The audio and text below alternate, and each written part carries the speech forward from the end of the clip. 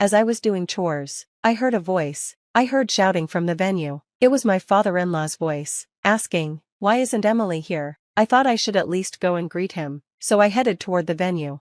Then I heard my husband and mother-in-law laughing and saying things like, "If you're talking about that dirty woman, we've made her work in the back. What do you think a wife is for?" My name is Emily. I'm 23 and work in an office. I'm dating a guy named Steve. Our meeting was a bit unusual. I lived alone, and Steve lived in the apartment next door. One day, on my day off, I heard a loud noise coming from his apartment. I thought maybe he hit the wall, but I wasn't being loud, and my TV was on low. I felt uncomfortable, but started to think maybe someone had fallen. Worried, I rang his doorbell, but there was no answer. I rang it again and heard a faint voice. "Who is it? Are you okay?" I called out, and after a while, the door opened. Steve was standing there, looking like he was about to fall. "Are you okay?" I asked. He leaned against the door, looking dazed, and said, "I'm starving. I haven't eaten anything in days."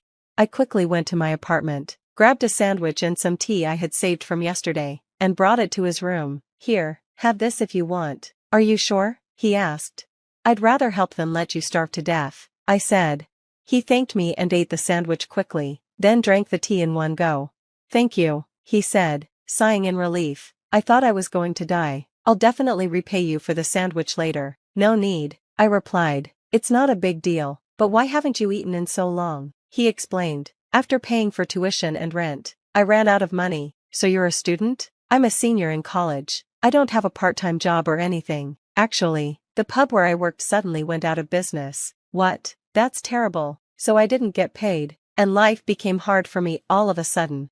"Didn't you talk to your parents?" "I didn't want to worry them." "I understand, but I think you should tell them. It's dangerous if you collapse from hunger, like you almost did." "You're right. I'll be more careful."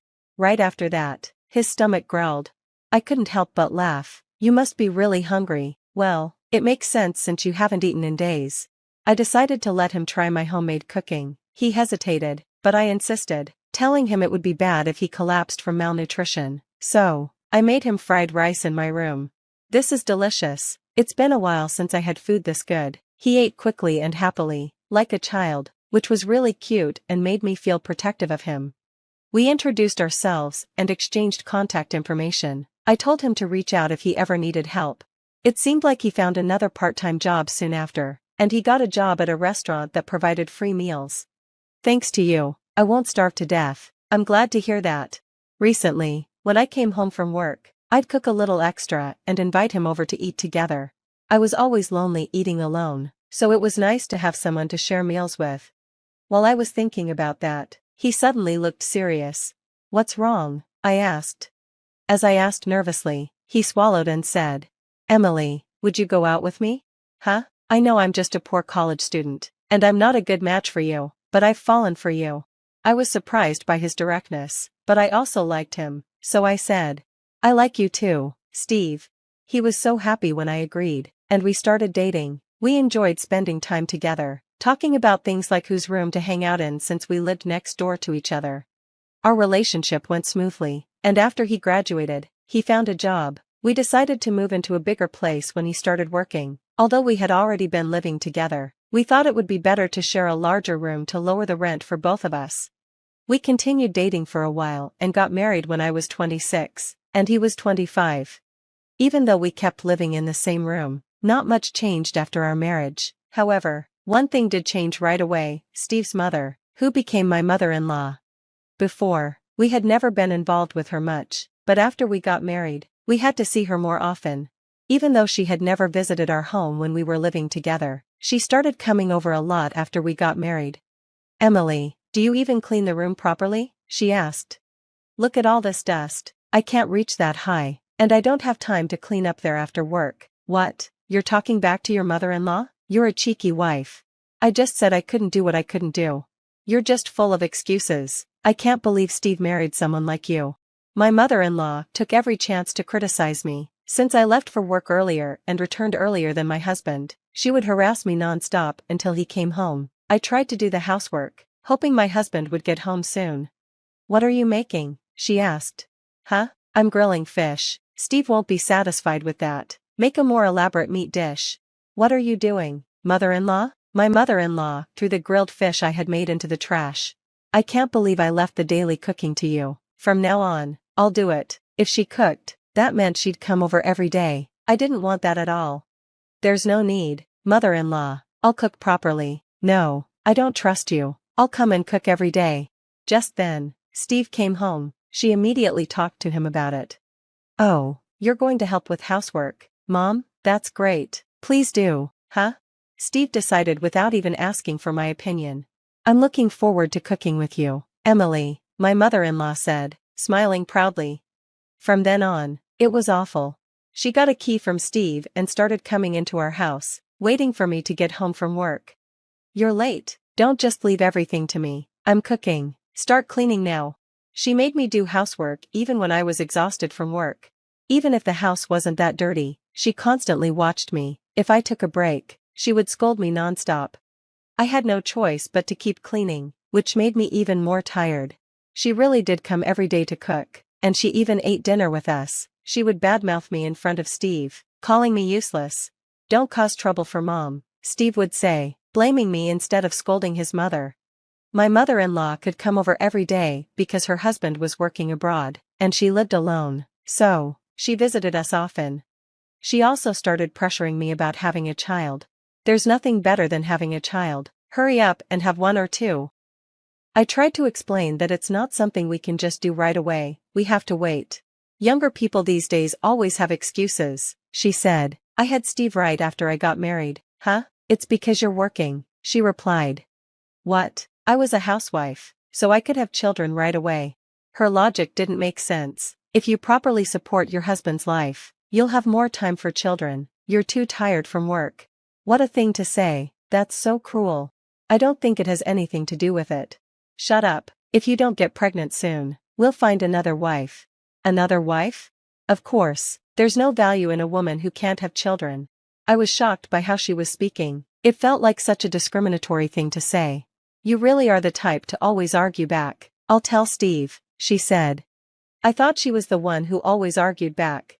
When Steve came home, his mother immediately told him what happened. Emily, did you talk back to my mom? What are you thinking? Steve was instantly angry after hearing his mother's version of the story. It's probably your fault we can't have children, he said. What? Are you saying that too? There's no way it's my fault. What nonsense are you talking about? I was getting fed up with my husband, who always sided with his mother. I even started to think maybe it would be better to get a divorce. That's when my husband's grandmother, who had been in the hospital, passed away. A funeral was held, and even though I was thinking about divorce, I had to attend, but my husband and his mother told me not to come to the main area and to prepare things in the back. I had no choice but to make tea and do chores in the back. I decided that once the funeral was over, I would leave my husband. While I was doing the chores, I heard yelling from the main room. Why isn't Emily here? It was my father-in-law's voice. It seemed he had returned from his overseas business trip. Well, since it was his mother's funeral, it made sense that he'd be here. I thought I should at least go and greet him, so I headed to the main venue. Then I heard my husband and mother-in-law talking and smirking. It's obvious she's not family. We're making that dirty woman work in the back. They even said this in front of my father-in-law. I was shocked at how little things had changed. The next moment, my father-in-law's angry voice rang out. Are you kidding me? What do you think a wife is for? My husband and mother-in-law were stunned by his shouting. What are you angry about? They asked. Yeah, you really surprised us, my mother-in-law added. I'm disgusted that you two think like this, my father-in-law said. I'll call Emily. When I heard that, I went to where they were. Father-in-law, long time no see, I said. He looked surprised. Emily, did you hear that? Yes, I replied. As I walked in, my husband and mother-in-law gave me disgusted looks. Emily, could it be that you've been suffering from bullying from my son and wife? My father-in-law asked. I answered, yes. She came to the house almost every day to complain about me, and Steve joined in to blame me. My father-in-law glared at his wife and son. You guys are the worst. Have some shame. My husband tried to argue back. What's wrong with us? What did we do that's so bad? I thought it was really the worst that they didn't even realize their mistakes. My mother, in other words, her grandmother, was always troubled by being bullied by her mother-in-law. That's why I wanted to be kind to my son's wife when I became a father-in-law. I never bullied her. You don't have any bad memories from my mother, do you? My father-in-law asked. Well, that's true, but even so, you're bullying Emily and making her suffer. What kind of nerve do you have? He added. Because this woman won't give us a grandchild. I think having a child is a blessing. Just because you had children early doesn't mean you should force that on your daughter-in-law. You guys are really hopeless, my father-in-law said, clearly upset. Then, he turned to me. Emily, what do you think? Do you want to continue your marriage with my son? My husband, looking shocked, said, Hey, Dad, what are you saying? I ignored my husband and looked at my father-in-law. I want to divorce him, I said. Hey, Emily, are you serious? My husband was flustered. Your mother told me that if I can't have a child, I have to find another wife, I said. Wait a minute, Emily, what are you saying? My husband was panicking. I don't want to be with a mother-in-law who says such things, and I'm fed up with a husband who joins in the blame without defending me. I'll divorce my husband, no matter what, I declared. When I said that, my father-in-law replied, I think that's a good idea. If you're going to divorce, there's no need to help with this funeral anymore. Emily, thank you for everything up to now. You can go home and pack your things. Yes, thank you. I'm glad I could talk to you, father-in-law, I said, then left the venue. My husband and mother-in-law looked pale. Since everyone overheard our conversation, news of my husband and mother-in-law's bullying quickly spread, and they were looked down upon by all the relatives. With my father-in-law's help, I officially divorced my husband. It seems my father-in-law was so appalled by what happened that he also divorced my mother-in-law. My mother-in-law was left abandoned by my father-in-law and had nowhere to go, so she went to my ex-husband's place, but since I had been paying for most of the living expenses, they soon started running out of money. My ex-husband had saved nothing, so the two of them were struggling to make ends meet. Well, it's none of my business, so I don't really care. As for me, I now live alone in a single-person apartment and enjoy my life. I recently started keeping a cat, so I don't think I'll be dating for a while.